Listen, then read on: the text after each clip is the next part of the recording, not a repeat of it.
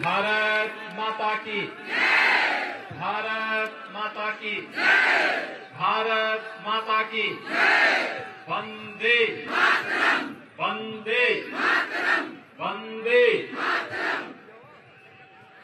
छोटी काशी के नाम से प्रसिद्ध मंडी जनपद के बल विधानसभा क्षेत्र में बाबा भोलेनाथ जी के इस पावन प्रांगण में मैं आप सभी भाइयों बहनों का हृदय से अभिनंदन करता हूं। यहां के आराध्य देव बाबा कमरोनाथ और देव श्री सतपाला कामेश्वर जी, बाबा भूतनाथ जी, माता कोयला देवी जी, माता नैना देवी जी, माता रिवालसर, माता हटेश्वरी और माता शीतला देवी, इन सब के चरणों में कोटि कोटि नमन करते हुए हिमाचल प्रदेश विधानसभा चुनाव के लिए परसों होने वाले मतदान के लिए आप सबका आह्वान करने के लिए भाइयों बहनों मर्यादा पुरुषोत्तम भगवान श्री राम की पावन जन्मभूमि अयोध्या की पावन धरती उत्तर प्रदेश से आया हूं। मंच पर उपस्थित भारतीय जनता पार्टी के लोकप्रिय विधायक और वर्तमान में प्रत्याशी सिंदर सिंह गांधी जी, मंडल अध्यक्ष श्री राजेंद्र राणा जी, मिल्क फेडरेशन के अध्यक्ष श्री निहाल चंद शर्मा जी, जिला परिषद के अध्यक्ष श्री पाल वर्मा जी, महामंत्री श्रीमती प्रियंता शर्मा जी, श्री रणवीर सिपैया जी, कुलदीप ठाकुर जी, मोहनलाल जोशी जी, श्रीमती सरला ठाकुर जी, श्रीमती सुमन चौधरी जी, श्री राकेश वालिया जी और भारी संख्या में यहां पर उपस्थित बल विधानसभा क्षेत्र से जुड़े हुए सभी भाइयों बहनों, आज हिमाचल प्रदेश चुनाव प्रचार का अंतिम दिन है। सायंकाल 5 बजे चुनाव प्रचार बंद हो जाएगा। अगले 36 घंटे तक डोर टू डोर कन्विंसिंग करने का एक अवसर आप सबके सामने होगा और इसलिए चुनाव प्रचार के इस अंतिम चरण में मैं भारतीय जनता पार्टी के लोकप्रिय प्रत्याशी और वर्तमान में विधायक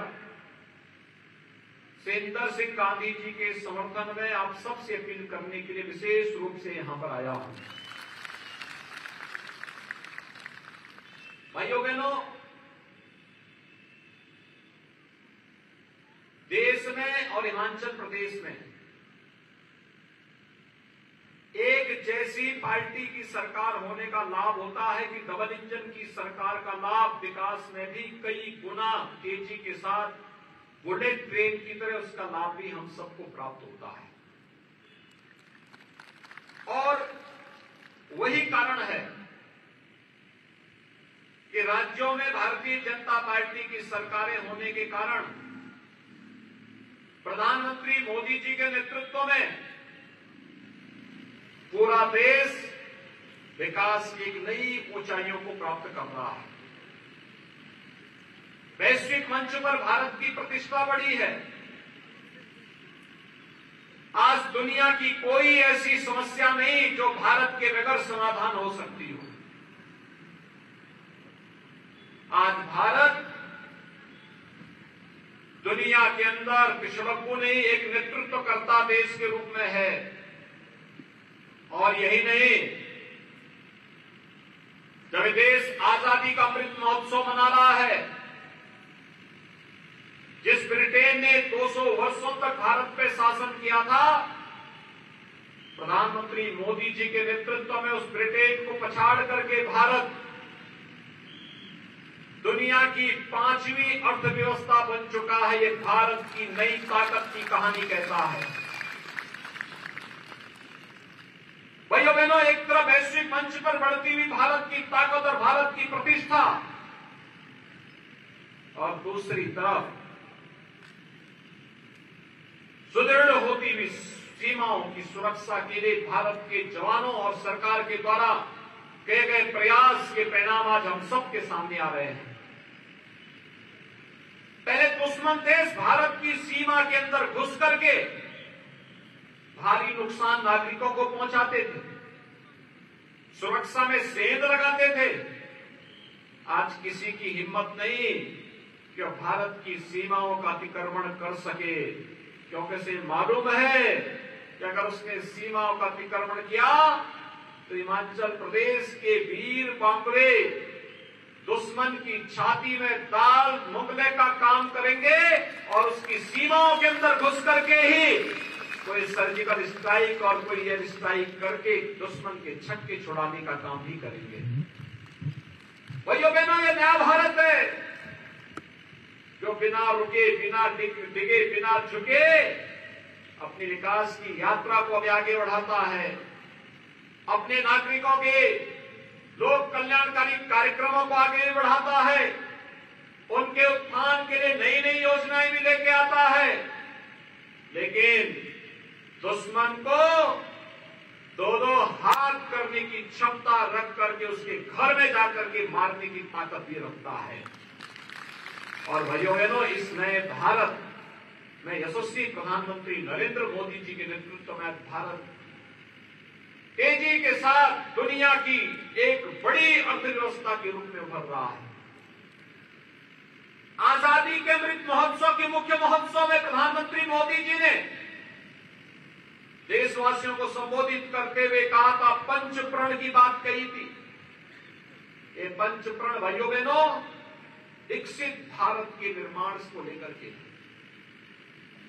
विरासत के सम्मान को लेकर के है, गुलामी के अंश को सर्वथा समाप्त करने को लेकर के है, राष्ट्रीय एकता और एकीकरण को लेकर के है, और हर नागरिक देश और समाज के प्रति अपने कर्तव्यों का बोध भी उसको हो सके, इन सब बातों को लेकर के है। ये 5 प्रण हैं देश को, भारत को दुनिया की सबसे बड़ी ताकत बनाने के लिए। विकसित भारत, 5वीं अर्थव्यवस्था भारत का बनना उस दिशा में एक शुभ संकेत है। भारत, हमारा देश भारत विकसित होगा, भारत के प्रत्येक नागरिक के चेहरे पर खुशहाली आएगी, उसकी आय बढ़ेगी, रोजगार, नए नए रोजगार मिलेंगे, लोगों में समृद्धि आएगी। और आज उस प्रकार के कार्यक्रम हो भी रहे हैं। गुलामी के अंशों को समाप्त करना और विरासत का सम्मान भी करना। अयोध्या में भगवान राम के भव्य मंदिर का निर्माण का कार्य होना भाइयों बहनों विरासत का ही सम्मान है। काशी में काशी विश्वनाथ धाम का निर्माण होना ये विरासत का ही सम्मान है।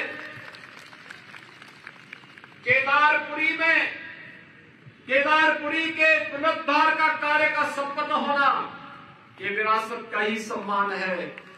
और भाइयों बहनों, महाकाल में महालोक का लोकार्पण होना ये विरासत का ही सम्मान है। आजादी के अमृत महोत्सव कार्यक्रम के अवसर पर राष्ट्र नायकों का स्मरण होना भी ये विरासत का सम्मान है। हर घर पर तिरंगा का फहराना भी ये विरासत का सम्मान है। भाइयों बहनों, कांग्रेसियों ने 1947 में हर घर पर तिरंगा फहराया था कि नहीं फहराया था, हमने से संभवतः किसी ने नहीं देखा। लेकिन लेकिन प्रधानमंत्री मोदी जी ने आजादी के 75 वर्ष पूरे होने पर भारत के 135 करोड़ आबादी के घरों में भारत के आन बान शान का प्रतीक तिरंगा फहराने का काम करवाया। भाइयों बहनों, एक तरफ ये कार्य, दूसरी तरफ आप याद करिए, जो पुराने भाजपा के कार्यकर्ता हैं, एक नारा लगता था, एक देश में दो प्रधान, दो विधान और दो निशान नहीं चलेंगे, नहीं चलेंगे के नारे लगते थे। इस देश के अंदर आतंकवाद की जड़ थी, कश्मीर में धारा 370। प्रधानमंत्री मोदी जी ने एक झटके में धारा 370 को समाप्त करके जम्मू एवं कश्मीर को भारत का अंग वैसे ही बना दिया जैसे हिमाचल प्रदेश है। आज हिमाचल प्रदेश और बौद्ध का भी कोई नौजवान चाहे तो जम्मू कश्मीर के अंदर जमीन खरीद सकता है और वहां अपने लिए आवासीय सुविधा प्राप्त कर सकता है। आज भारत का कानून जम्मू कश्मीर पर भी बराबर लागू होगा।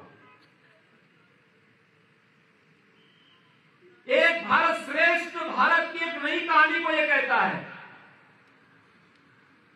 तो भाइयों बहनों, कोरोना कालखंड में इस सदी की सबसे बड़ी महामारी के दौरान अपने नागरिकों को कैसे बचाया जाना चाहिए, जीवन और जीविका की रक्षा कैसे होनी है, ये भी आपने देखा। फ्री में टेस्ट, फ्री में उपचार, फ्री में वैक्सीन और फ्री में राशन की सुविधा भी तो 80 करोड़ लोगों को देश के अंदर मिला था। भाइयों बहनों, मैं आपसे पूछना चाहता हूं, अगर ये बीमारी दुर्भाग्य से कांग्रेस के शासन में आती तो क्या ये फ्री में राशन की सुविधा मिल पाती? आप थोड़ा बोलिए, मुझे बताइए। अगर आपको विश्वास है तो बोलिए, नहीं है तो बता दीजिए कि हमें कांग्रेस पे विश्वास नहीं था, कांग्रेस नहीं देती। क्या कांग्रेस वैक्सीन दे पाती फ्री में? और बताओ, क्या कांग्रेस कश्मीर से धारा 370 हटा पाती? और क्या कांग्रेस अयोध्या में राम मंदिर का निर्माण करा पाती? भाइयों बहनों, कांग्रेस न सीमाओं की सुरक्षा कर पाती, न धारा 370 को हटा पाती, न अयोध्या में राम मंदिर का निर्माण करा पाती, न कोरोना प्रबंधन का इतना अच्छा प्रबंधन नहीं कर पाती। आज तो हिमाचल प्रदेश में डबल इंजन सरकार में हर घर नल की योजना लागू हो रही है। हिमाचल प्रदेश के दुर्गम गांवों में भी शुद्ध पेयजल की आपूर्ति करने का कार्यक्रम प्रारंभ हुआ है। हर गरीब को 5 लाख रुपए की स्वास्थ्य बीमा का आयुष्मान भारत और हिम केयर के नाम पर स्वास्थ्य बीमा का कवर प्रतिवर्ष के लिए दिया जा रहा है। वृद्धजनों को वृद्धावस्था पेंशन, दिव्यांगजनों को दिव्यांगजन पेंशन, विधवा महिलाओं को निराश्रित महिला पेंशन का लाभ दिया जा रहा है। अनेक कल्याणकारी योजनाएं चल रही हैं युवाओं के लिए। अग्निपथ के साथ साथ मिशन रोजगार के अंतर्गत 10 लाख नौजवानों के लिए नौकरी की सुविधा का लाभ प्रदान करने का एक बड़े कार्यक्रम को आगे बढ़ाया गया है। भाइयों बहनों, किसान सम्मान निधि, प्रधानमंत्री किसान सम्मान निधि, पटरी व्यवसायों के लिए पीएम स्वनिधि, ये सभी कार्य आज देश के अंदर बखूबी चल रहे हैं। हिमाचल प्रदेश उसका लाभ ले रहा है। ये डबल इंजन की सरकार की ताकत दुगनी गति से आपको मिल रही है और इसीलिए मैं आप सबसे आह्वान करने के लिए आया हूं कि भाइयों बहनों,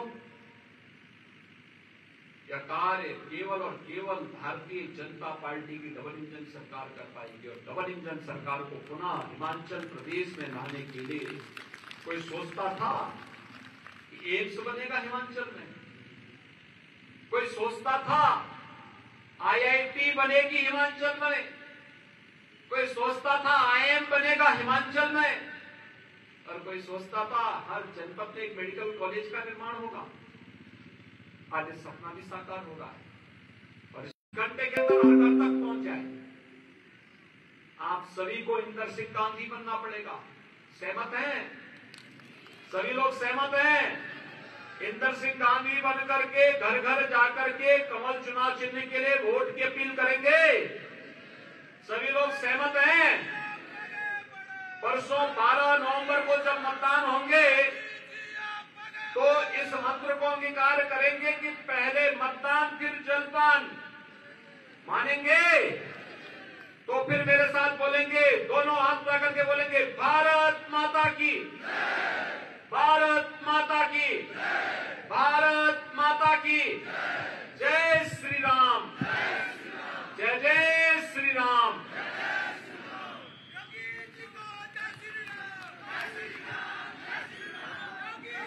बहुत बहुत धन्यवाद योगी जी।